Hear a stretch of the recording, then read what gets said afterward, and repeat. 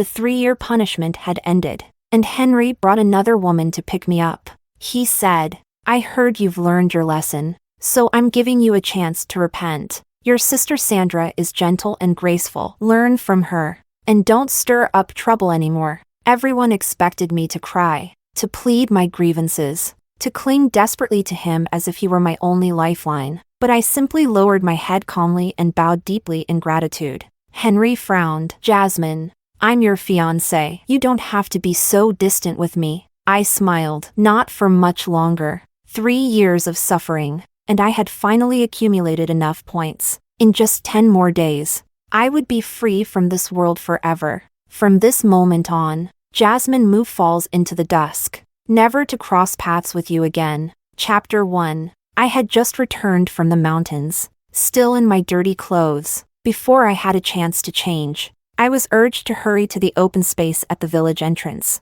A dozen luxury cars were parked there. The black SUV at the front belonged to Henry. Before I even got close, I could hear the noisy chatter. I stopped behind a tree, listening. It's been 3 years. I wonder what our once pampered princess looks like now. Princess? If the Ku family hadn't taken her in, she would have been sleeping under a bridge long ago. Jazmin was spoiled and reckless. A little suffering to temper her personality is for her own good.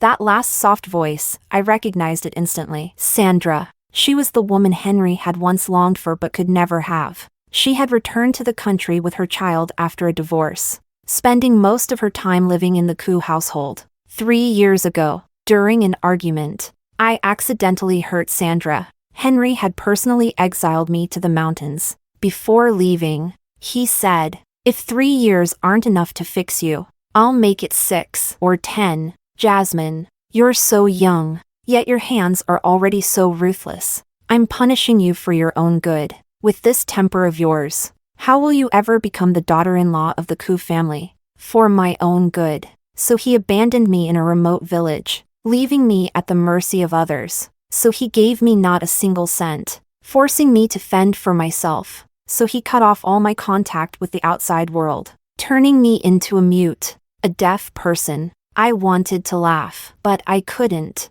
The mountain wind was cold. My dry, brittle hair, yellowed from malnutrition, was blown into a mess. It clung to my cheeks and forehead, like withered grass. The once soft, delicate skin of my face, now, it looked like a shriveled, dried-out date. At 22, fine lines had already crept onto my skin. Sandra's right. Last time, she was generous enough not to call the police. Otherwise, she'd be sitting in a jail cell by now. Sandra gave a gentle smile. I just didn't want to put Henry in a difficult position. After all, Jazmin is still his fiancé. She glanced at Henry as she spoke, her eyes glistening with unshed tears. What do you think Jazmin will do when she sees Henry? Oh, that's obvious. She'll cry her heart out first. Then she'll cling to him like a leech, refusing to let go no matter what. As we drove in just now, ugh, what a miserable place. Just dirt roads everywhere. With Jazmin's spoiled nature, she must have suffered terribly this time. Henry let out a cold laugh. I came here personally to see if she has truly repented. And if she hasn't? His voice was indifferent. Then she'll stay another 3 years. And your engagement. Sandra bit her lip, looking at him nervously. The wedding will naturally be postponed. Sandra lowered her gaze in disappointment. At that moment, someone with sharp eyes suddenly spotted me. Is that Jazmin? Chapter 2. No way. That peasant girl is Jazmin? How is that possible? I know exactly what Jazmin looks like. Everyone exchanged bewildered glances, their eyes filled with shock. Henry, I think it really is Jazmin, someone finally said. Sandra naturally slipped her arm through Henry's and pointed at me. Look at her necklace, she said softly. Henry's gaze finally landed on my face, then slowly fixed on the necklace around my neck. When his people had dragged me away from the Ku family's house 3 years ago, I hadn't been allowed to take anything with me, no jewelry, no possessions, only this inconspicuous silver necklace, my mother's keepsake, had been left untouched. Jazmin, when Henry called my name, his voice was indifferent. Gone was the gentle tone he used when speaking to Sandra. If this had been in the past, I would have been overwhelmed with bitterness, jealousy twisting my heart, ready to argue with him. But now, my heart was like a dry leaf caught in the autumn wind, void of sorrow,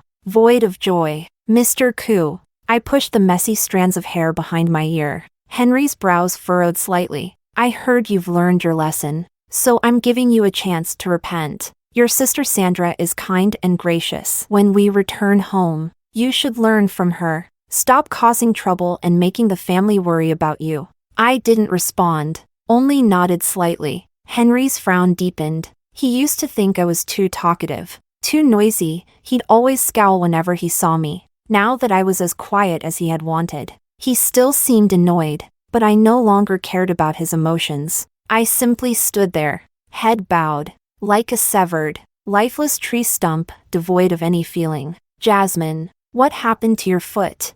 A girl in the crowd suddenly spoke, her voice tinged with shock and a trace of sympathy. I glanced down. Oh, that. The first winter in the mountains had been too cold. I had tried to chop firewood and ended up crushing my foot. My toenail had fallen off, and it never grew back. I instinctively curled my toes, but the battered sandals on my feet, patched up multiple times, couldn't conceal the damage. So I didn't bother trying. Why didn't you tell me you were injured? Where did all the money I sent you go? Why didn't you buy medicine? Henry's voice grew colder with every question. I didn't understand why he was so angry. I only bowed my head lower, hoping his temper would subside and he would take me back to Beijing. I still had one last thing to do. Forget it. It's late. Just come home with me. As soon as Henry finished speaking, I gave him a deep bow. Mr. Ku. Thank you. My voice was soft but clear. The air suddenly grew silent. Only the distant wind howled, sharp and relentless. Maybe they had all come just to see how much I had changed. Maybe most of them were simply here to mock me. After all, a grand entourage of more than 20 people had come. Yet now, no one spoke. Even Sandra's eyes widened slightly. Henry stiffened for a moment. Then, suddenly, his expression darkened. Jazmin, I am your fiancé. You don't have to act so distant, putting on this pitiful act. I know you hate me for sending you here for 3 years, but you were the one who attacked first. Sandra almost lost an eye because of you. I took a deep breath, swallowing the surge of emotions rising inside me. My hands clenched tightly. Without manicures, after years of hard labor, my fingernails had become rough, hardened, sharp enough to pierce my palms. But in the end, I said nothing. In just 10 days, I would leave this world forever. Nothing about them would matter to me anymore. Thinking of that, I felt only relief. Sandra, I sincerely apologize for what happened back then. I bowed again, this time, even lower than before. Henry's face darkened, his jaw clenching tightly. For a long half-minute, he stood still. Then, suddenly, he took a step forward and grabbed my wrist in an iron grip. Jazmin, whatever you're scheming in your mind, I'm warning you, don't ever hurt Sandra or her son again. If you do, I will be even harsher next time. He dragged me toward the car and shoved me inside. I can take you home, but I can just as easily send you back. Chapter 3. I lifted my head and looked at him calmly. It felt like this was the first time today that I had truly looked at him. In this foreign world, I had been orphaned at the age of 3. The Ku family took me in. I treated them as my family, cherished them, adored them. When my heart first began to understand love, I fell for Henry. Later, we became engaged. And then, I watched as he brought Sandra and her son into our home. I watched as he favored them, protected them.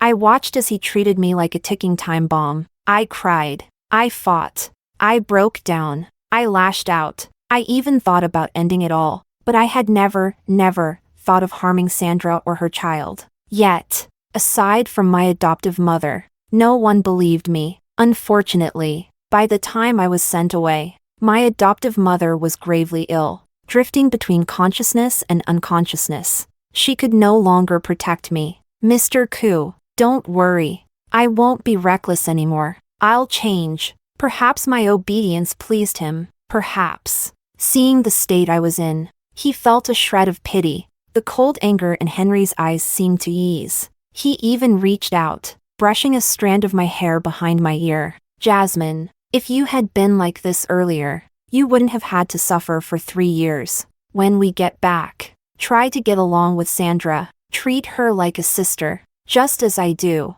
I looked at him and gave a faint, indifferent smile. A sister? How ridiculous. All right. Henry patted my head. When we get home, clean yourself up. Don't let mom see you like this. All right. I lowered my lashes, appearing docile and quiet. Henry, however, frowned slightly as he glanced at his own fingers. He had just touched my face. The wind had roughened my skin, and winter had chapped it. He, of all people, knew how much I used to care about my appearance. My bedroom had already been taken over by Sandra. My music room had become Sandra's son's study. The entire second floor, where it had once been just Henry and me, was now occupied by the 3 of them, like a perfect little family. Sandra tugged at my sleeve, her face full of apology. Jazmin, I'll have the servants clear out a room for you right away. Please don't be upset. I'll stay in the guest room. I pulled my arm away,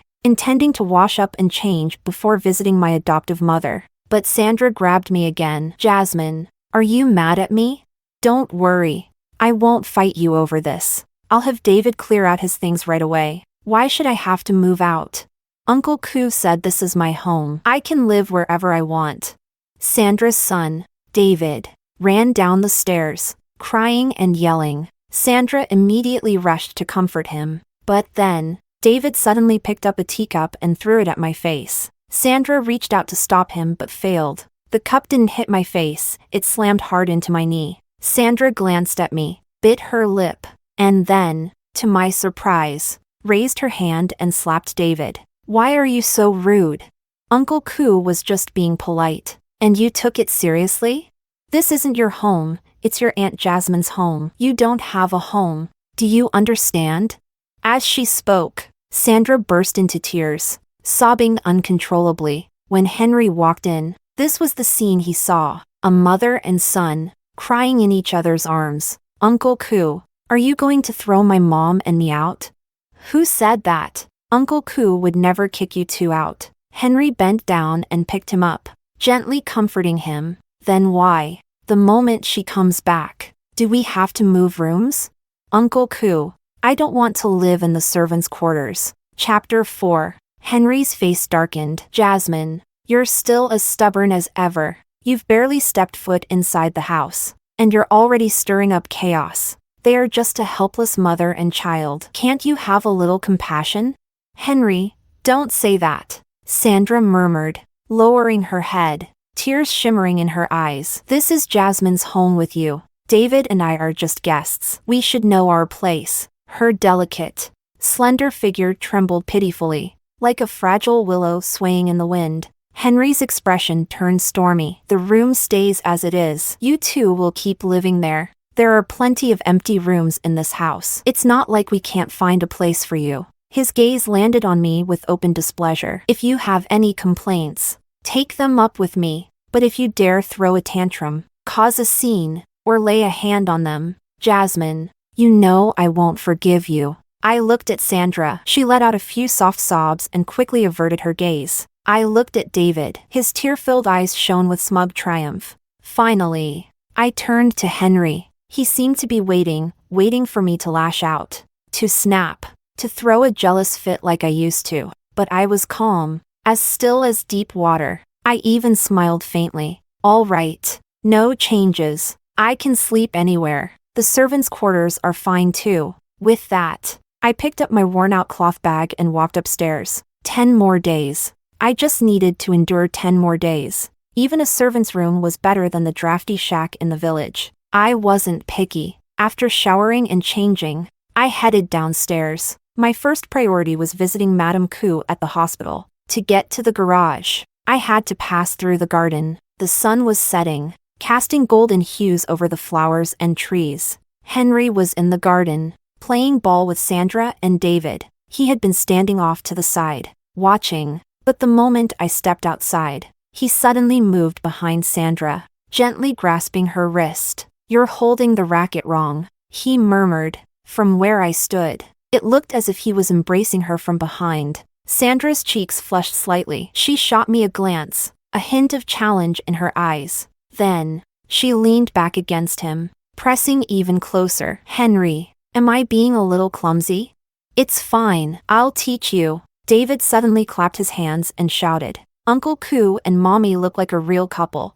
David, don't talk nonsense. Sandra scolded lightly, her tone coy and playful. I kept my eyes forward and walked past them without hesitation. My strides lengthened as I made my way to the car. But just as I reached it, I suddenly remembered something. I turned back and glanced toward the garden. The hibiscus flowers in the flower bed, Madame Koo's favorite, were still in bloom. I changed direction and walked toward them, intending to pick one for her. But before I could take more than a couple of steps, Sandra grabbed David's hand and hid behind Henry, her face full of exaggerated fear. Henry immediately shielded them with his body. Jazmin, what are you trying to do now?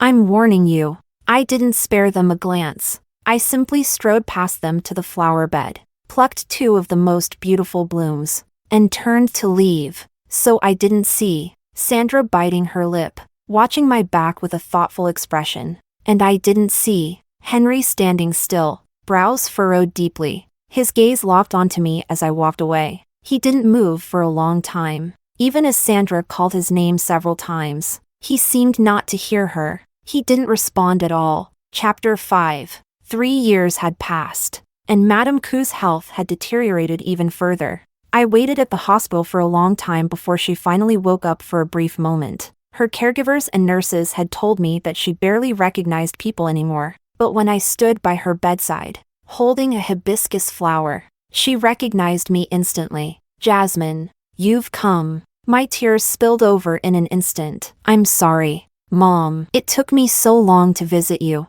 Madame Koo stroked my face, her eyes full of heartache. You've lost weight, my dear. Well, at least now you don't have to worry about dieting all the time. But you should gain a little back. Her voice was weak. She looked at me, then at the flowers, and slowly closed her eyes again. She drifted in and out of consciousness, her body already beyond saving. I placed the hibiscus flowers by her bedside. Leaning close, I whispered in her ear, Mom, you will get better. Once you recover, divorce him, leave the Koo family, live the free life you deserve. Madame Koo's illness had worsened over the years, caused by years of suppressed grief, and all of it stemmed from her husband's constant affairs, his second family outside their home. At one point, he had even brought his mistress and illegitimate children into the Koo family mansion. Only when Madame Koo collapsed from anger did he bow to public pressure and send them away. Before I left this world, my last remaining wish was for her. Those 3 years, I endured them all. I never broke, never tried to escape back to Beijing. I swallowed my pain for 2 reasons. 1, to accumulate enough points to return to my real world, to the family waiting for me with open arms. 2, to earn even more points to give my adoptive mother a healthy body. And now, I had succeeded. For the next 9 days, I spent 2/3 of my time in the hospital. Madame Koo's condition began to improve, albeit slowly. Her waking hours grew longer. I rarely went back to the Koo residence. Whenever I did stop by to grab something, I would always see Henry playing with Sandra and David. 3 years ago, such a scene would have shattered me, filling me with jealousy, resentment, and helplessness. I would have drowned in those emotions, unable to escape. But now, I felt nothing. I showered, changed into clean clothes, and had the kitchen prepare a nourishing soup. Just as I was about to leave for the hospital, Henry stopped me. There's something I need to talk to you about. I looked at him, my voice even. Go ahead. Henry hesitated. This was my 6th day back. After eating regular meals with Madame Koo, I had gained 2 or 3 pounds. Though still thin, I no longer looked skeletal. My skin had regained some of its natural glow, and my complexion was improving. I had even trimmed my hair, cutting off the brittle, yellowed ends, giving myself a fresher, more youthful look. After all, I was only 22, a few days of care, and I looked like myself again. Mom said you've been taking good care of her at the hospital. She keeps praising you. There was something almost proud in Henry's eyes. These past 3 years, You've matured. You've grown more sensible, more obedient. But, he paused briefly, the wedding will have to be postponed again. He looked at me,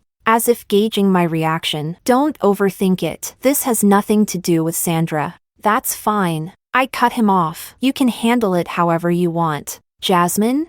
Henry seemed surprised, but I was already picking up my things, heading for the door. This would be the last time we saw each other.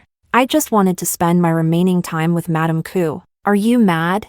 Henry grabbed my wrist again, stopping me. No, I said. I already told you, you can arrange things however you like. I had no intention of getting caught up in unnecessary drama. I didn't want to waste a single second on him, so I softened my tone deliberately. Brother, I'll listen to you. Maybe it was that long-forgotten brother that made him pause. For a brief moment, Henry's expression softened. Jazmin, he reached out, as if about to ruffle my hair like he used to, but before he could, Sandra's voice drifted from the second-floor bedroom doorway. Henry, I twisted my ankle. Can you come take a look?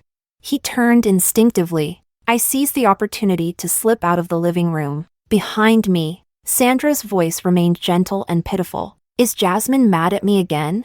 I was just in so much pain. I couldn't help calling for you. No, she's not mad. Henry reassured her. Just sit down. I'll call the doctor to check on you. I shook my head and walked into the crisp autumn breeze, blocking out their voices. 4 more days. 4 more days. And I would finally go home. Chapter 6. Henry started visiting the hospital frequently. Madame Ku had already known about my decision, so whenever he came, she would urge me to go home and rest. No longer as pleased as before to see us alone together. On my last night, I had planned to stay at the hospital with her, but Henry came again. While he was in the doctor's office, Madame Ku took the opportunity to pull me aside. Sitting on the hospital bed, she stroked my face for a long time. Jazmin, be well. I will be well too. Her tears fell, and so did mine. Finally, just like she used to when I was a child, she kissed my cheek and whispered,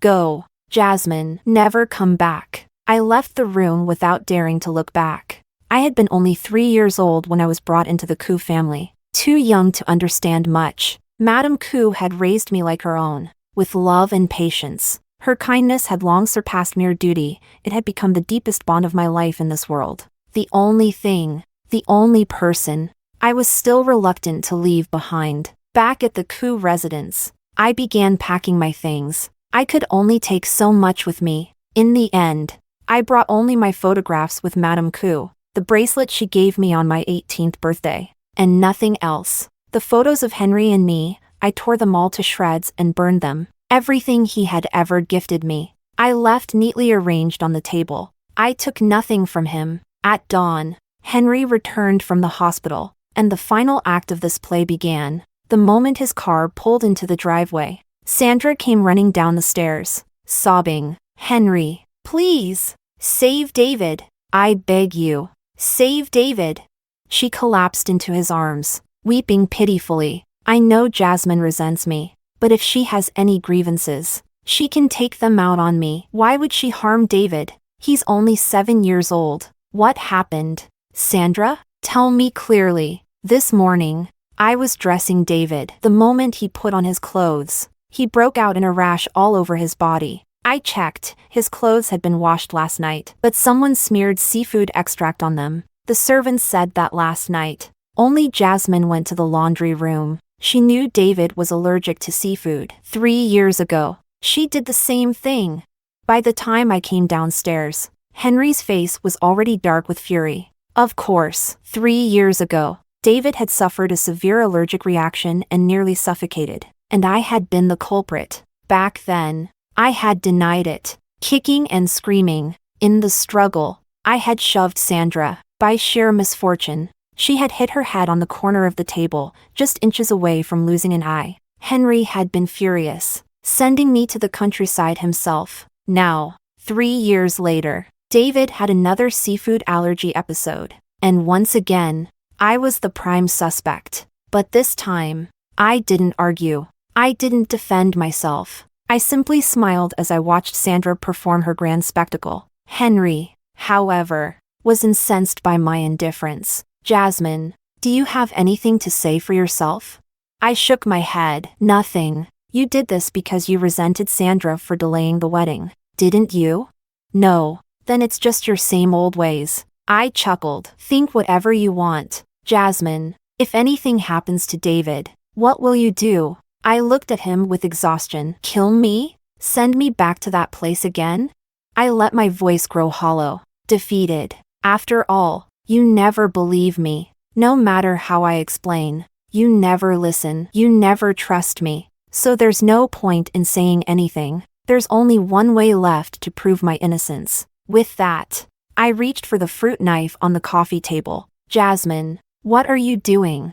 I glanced at Henry one last time, my smile tinged with sorrow. That look, there was no need to rehearse it. After all, we had spent nearly our whole lives together. Like family, like lovers. The love I had once given him was real, without pretense. I had never imagined that this was how it would end. But it didn't matter. It was all about to be over. I no longer felt any attachment. No reluctance to let go. The system had promised to block the pain. So when the blade plunged deep into my chest, nearly to my heart, I felt nothing. My body crumpled to the floor. The white fabric of my dress bloomed with crimson, vibrant and vivid. It must have been a shocking sight, because I could hear the chaos around me. Dozens of voices, panicked and frantic. But the loudest, the most hysterical, was Henry's. I closed my eyes, and in a pool of blood, I gently let go. Chapter 7.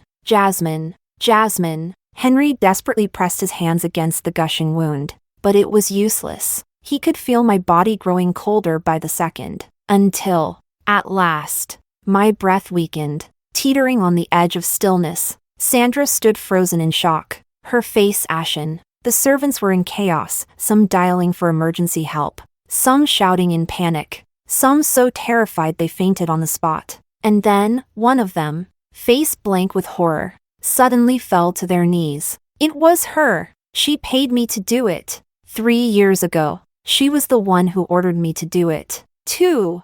The maid must have been scared out of their mind by the sudden turn of events. Pointing straight at Sandra, they spilled every truth in one breath. Miss Jazmin was innocent. She was framed from the very beginning.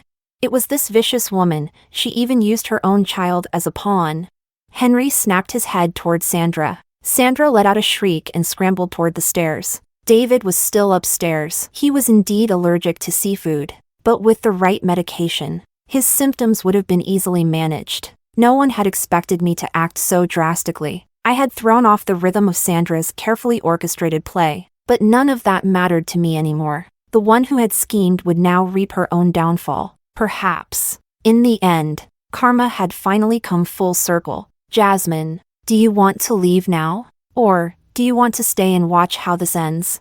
I smiled at the system and shook my head. Let's go. I want to go home now. I was eager, impatient, to see my real parents. And my fiancé. The system had told me many times that it had traversed countless worlds. Yet it had never seen a man more devoted than my fiancé. Somewhere deep inside, I had longed to return as soon as possible. I had no interest in watching the farce play out. Yes, when love and hate had both long since faded.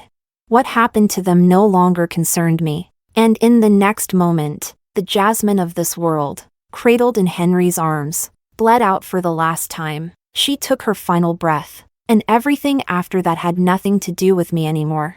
In the dim, hazy light, I saw a slender figure standing by the window. And then, as I slowly opened my eyes, the machines beside my bed began beeping. The figure turned sharply. He stared at me, his entire body trembling. I saw the joy in his eyes, the disbelief, the overwhelming emotion. But beneath all of that, there was a sorrow that lingered, deep and unshakable. In that instant, memories surged back, flooding my mind. As my past came rushing in, I finally dared to believe. I was back. I was finally home. A lump formed in my throat, and before I knew it, tears had already fallen. Stephen. Seeing him again felt like a lifetime had passed. Yet the patient information tag on my hospital bed told me I was 22. In this world, Only 2 years had gone by, but for my family and for Stephen, those 2 years had been an agonizing eternity. The system had often told me, if not for the sheer force of will from my parents and my fiancé,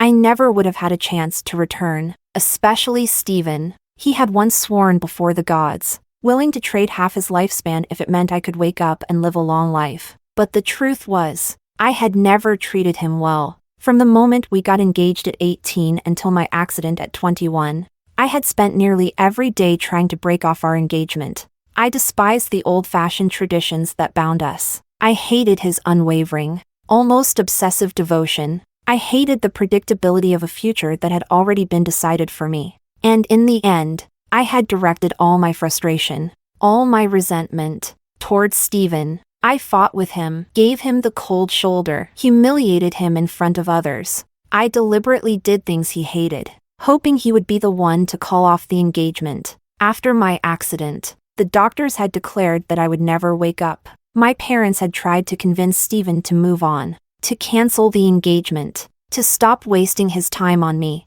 but he refused to listen. He had stayed by my side for 2 years, taking care of me even better than the most experienced nurses. Despite being unconscious for 2 years, I was always clean, never a trace of neglect. The system had said that even machines, beings without emotions, had been moved by Stephen's devotion. It had urged me, once I recovered, I must cherish him, because, truly, he might not live long enough to grow old with me, and I had agreed. I had already made up my mind. I would make it up to Stephen. I would marry him. I would be his wife. I would spend the rest of my life by his side. But what I never expected was that after I began to recover, Stephen was the one who suddenly asked to break off our engagement. Chapter 8. You've been in a coma for a year, and I've spent that time regretting. If I had just agreed to break off our engagement back then, you wouldn't have fought with me. You wouldn't have stormed out in the middle of the night,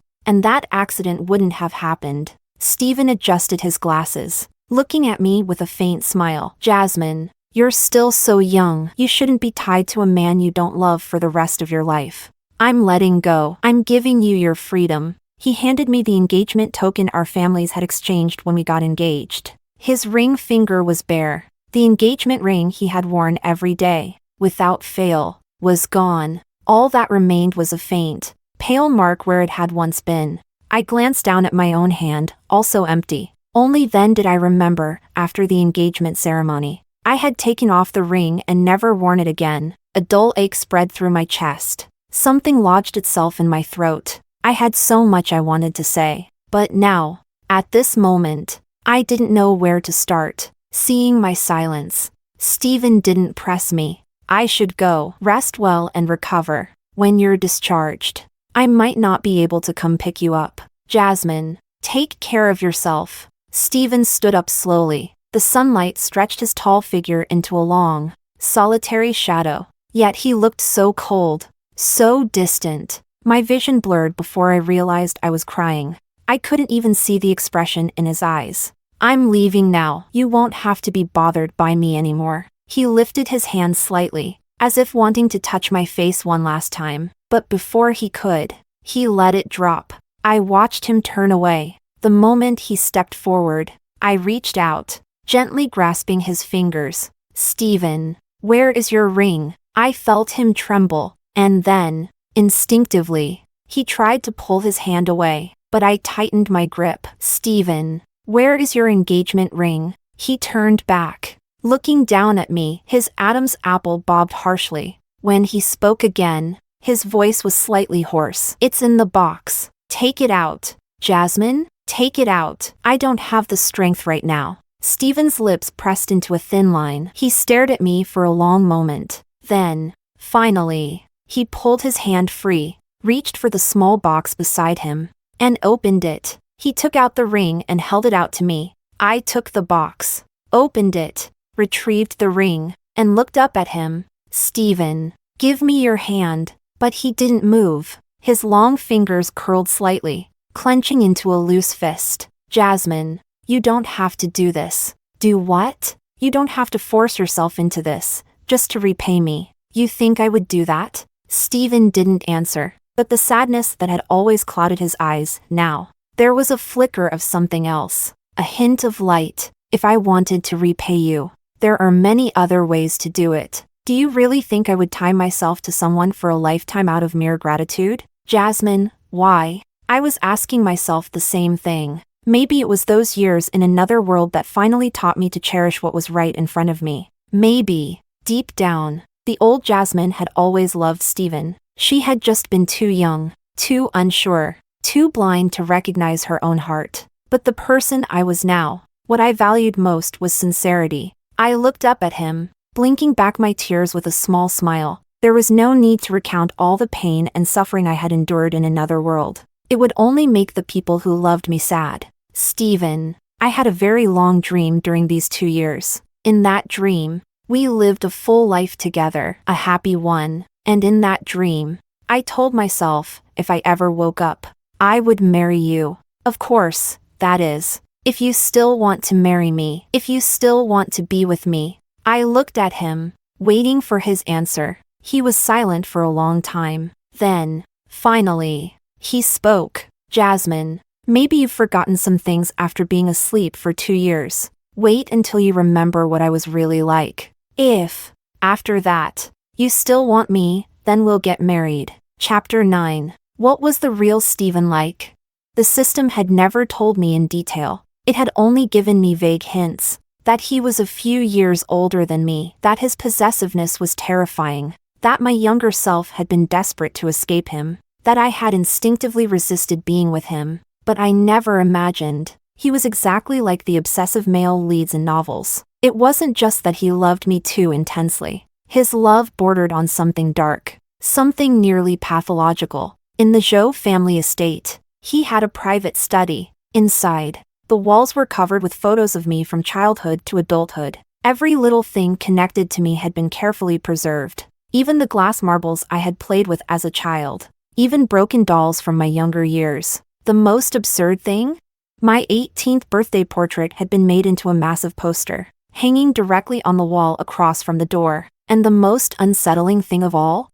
The love letters I had written to other boys in high school, he had them, too. Steven? I stared at him in disbelief. Where did you even get all this? Are you mad? He handed me a cup of warm tea. Do you think I'm a freak? Do you hate me even more now? I thought about it carefully. I didn't feel disgusted. I didn't even think he was a freak. What I felt instead was a deep, indescribable ache in my heart. Because all these years, I had never once acknowledged his love. The 18-year-old me would have been terrified by this. But after living through 2 lifetimes, I wasn't scared anymore. And also, I don't want to hide this from you. 3 years ago, when you insisted on breaking off our engagement, I started seeing a doctor. When you were in a coma for 2 years, my medication dosage doubled. Steven spoke in an eerily calm voice, as if he had long since accepted the worst possible outcome. As if, no matter what happened, he was ready to endure it. Jazmin, you see, I'm actually very fragile. If you agree to be with me, but one day decide to leave me again, I might completely fall apart. I might do something extreme again. You're still young. I don't want to ruin your future. And if we ever have children, I don't want them to have a father like me, a man who isn't healthy. After saying all this, he sat quietly, watching me, as if waiting for a final verdict. I set down my teacup and gently held his trembling hand. Can it be cured? Steven froze for a second. Then, he nodded. Yes, but, no buts. Just tell me how. His fingers trembled violently. For a long moment, he said nothing. Then, in a low, hoarse voice, he finally answered. Stay with me. Never leave me again. As soon as he said those words, he looked away. Maybe he was afraid to see hesitation in my eyes, afraid to see any reaction that would shatter his fragile hope. The warm light of the study illuminated his face. I could clearly see his tightly pressed lips. I could feel the unsteady rhythm of his breath. I didn't say anything. I simply let go of his hand. And in that instant, I felt his breath hitch. His eyes darkened, as if bracing himself for the worst. And at that exact moment, I rose onto my toes and kissed him lightly. Steven, I whispered against his lips. Let's get married tomorrow. Chapter 10. A year later. My body had fully recovered, and my wedding with Stephen was set to take place as planned. The night before the ceremony, Stephen was downstairs, seeing off family and friends. I had gone upstairs early to shower and rest when, for the first time in ages, I heard the system's voice again. Jazmin, Jazmin. The Ku family is in complete chaos right now. 3 months ago, Madame Ku successfully divorced. She received a huge settlement. She's now traveling the world with her closest friends. I smiled, truly happy.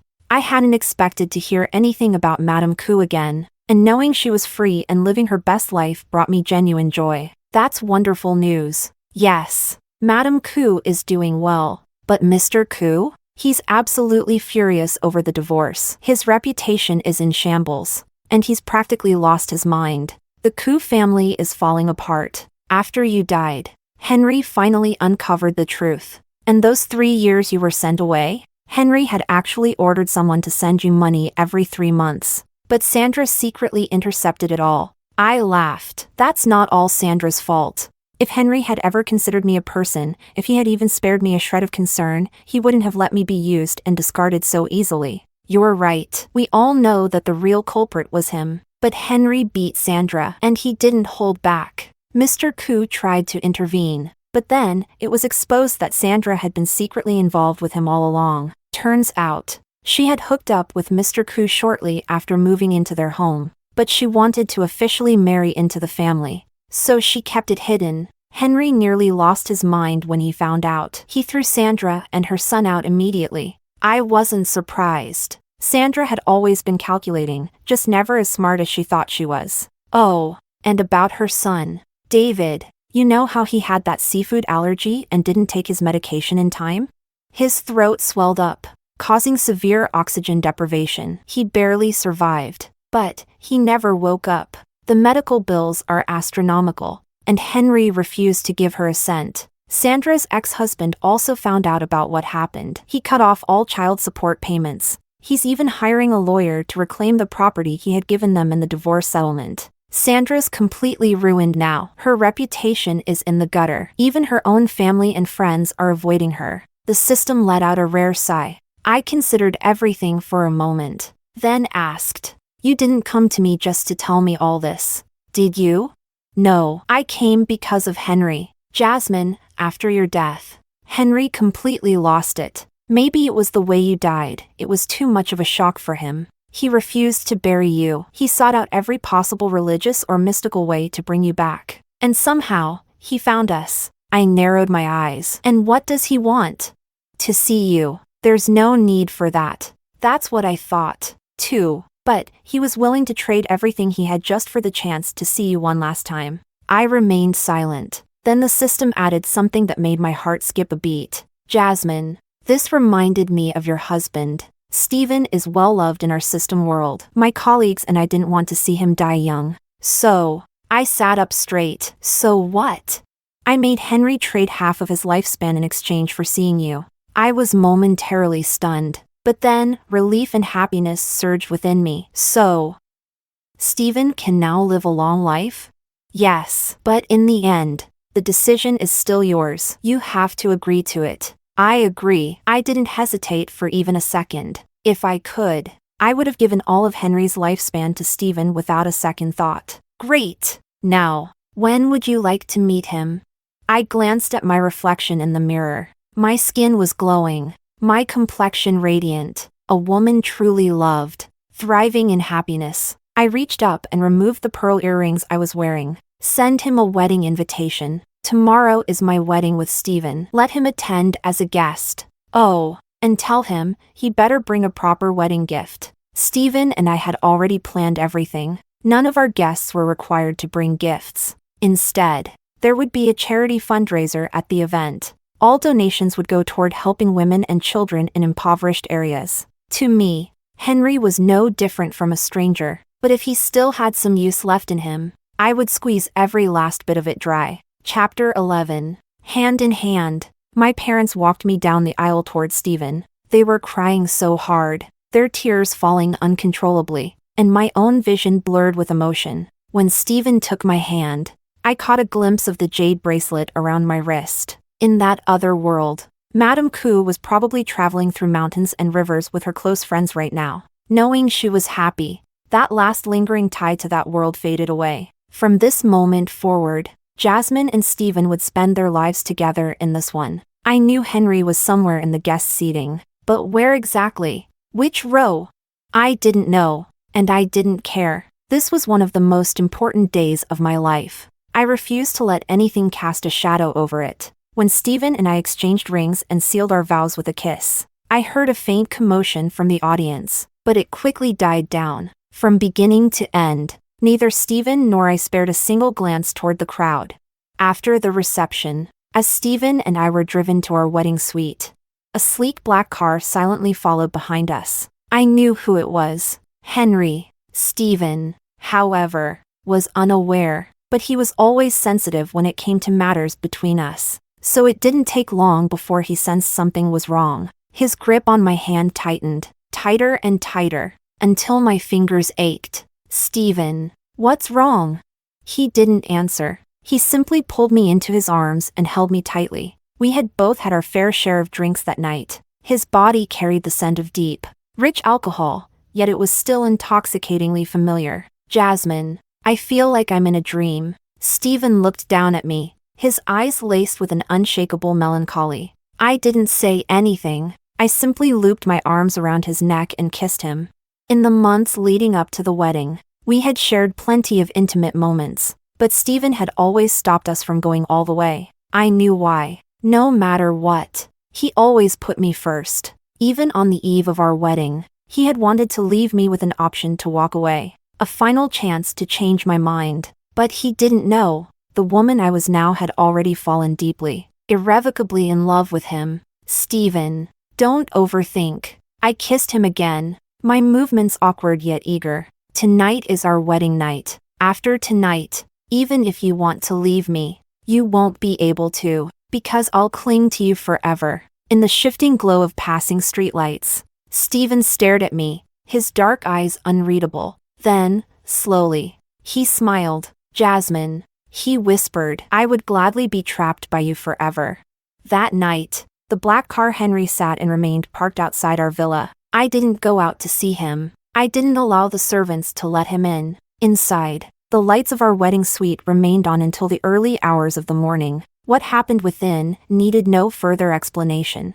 Standing in front of the floor-to-ceiling window, I leaned forward, pressing my face against the cool glass. But before my skin could touch the surface, Stephen's warm palm was there instead. My forehead rested against the old scar in the center of his palm. He had similar scars on his arms as well. I didn't ask about them. Instead, I pressed a soft kiss against the old wound. Stephen wrapped his arms around me from behind, pressing my back firmly against his chest. His lips found the sensitive skin behind my ear. With each breath, our bodies melted further into one another. Stephen, my voice trembled as I whispered his name. I had never felt like this before, a mix of fear and overwhelming sensation. Jazmin, what should you be calling me now? Even after the storm of passion, he deliberately slowed his pace, teasing me, drawing out my every reaction, torturing me until I was on the verge of tears. Hubby, husband. My voice broke under the weight of pleasure, like spring rain cascading down. I, too, was drowning in the downpour, completely drenching Stephen along with me. Jazmin, fingers interlocked. He kissed the fresh marks he had left on my neck. Jazmin, do you like it when I hold you like this? I instinctively nodded, then hesitated, flustered, shaking my head. But in the end, I gasped, crying softly as I finally admitted, yes. I love it. I love you. Stephen kissed the mark on my neck again, then traced his lips back up to mine, devouring me in another deep kiss. As our lips met, our bodies intertwined completely. Jazmin, if you love me, then stay with me forever. Never leave me, okay? Okay. Chapter 12 Henry's Epilogue. That thing called the system had not broken its promise. He did get to see Jazmin, but only that. He sat in the guest section at the wedding, a seat far in the back, off to the side. From there, He could only watch as she, dressed in white, was led to her husband by her parents. She seemed to cry throughout the ceremony, but even her tears were breathtakingly beautiful. Her husband loved her deeply, because from beginning to end, his gaze never once left her. For the first half of the wedding, Henry remained composed, but the moment the groom kissed the bride, the tight string in his heart snapped, the glass in his hand shattered, sharp shards pierced his palm, and blood dripped freely. A few guests turned at the commotion, but the disturbance quickly faded. Some of the front row guests glanced back in his direction, but she never looked at him, not even once. Afterward, he drove behind them, following them all the way back to their wedding suite. Still, she never saw him, and his time was running out. He sat outside the gate all night, watching from a distance, watching as the lights in their bedroom burned until dawn before finally going dark. He felt nothing, not even pain. He had always believed, sooner or later, he would marry her. He had always believed that because Jazmin had entered the Ku family at 3 years old, she would remain there forever. But he had never imagined that the girl who had once loved him so much, the girl who had cried and fought for his attention, would one day leave him in the most irreversible way. Her white dress had been soaked in blood. Her body had turned cold and lifeless in his arms. She would never cry to him again, never fight with him again, never tell him her grievances, never call his name sweetly and cling to him like she used to. It felt like a ridiculous, cruel dream. He didn't even understand himself anymore. Why had he treated her that way in those last few years? Why had he believed Sandra? Why had he truly sent her away to the mountains? Why had he never gone to see her, not even once? If he had gone, just once, he might have uncovered the truth. Maybe, just maybe, there could have been something left to salvage. But he never did. Henry despised himself for his stupidity, and in the endless nights of torment, he had chosen to give up on himself. Before coming here, he had donated everything he had. Jazmin had suffered for 3 years. At her worst, she hadn't even been able to afford basic necessities. So maybe that was why she had chosen to dedicate herself to charity now. And now, the only thing he could do for her was this. The sun rose. It was time to go. His car drove through the dense morning fog, heading back to where he belonged. As the fog began to clear, a vehicle came speeding toward him at full throttle. Then, he saw Sandra's face, wild and deranged. He instinctively reached for the wheel, ready to swerve, but he stopped himself. In the passenger seat, David was still unconscious. The impact came fast, brutal, the sound of metal crushing, glass shattering, bones breaking, a moment of searing pain, and then, nothing. Everything was consumed by fire. Finally, Henry thought, this is how people like us should die. Jazmin, at least, would live a long and happy life. In the last flickers of consciousness, Henry found himself back in the past. Jazmin was just 3 years old, standing at their mother's side. She had hidden shyly behind their mother, peeking out before softly calling him brother. Back then, he had been barely 10. He had reached out his hand to her. She had hesitated, then placed her small, chubby hand into his palm. He had held onto it, and this time, he thought, he would never let go.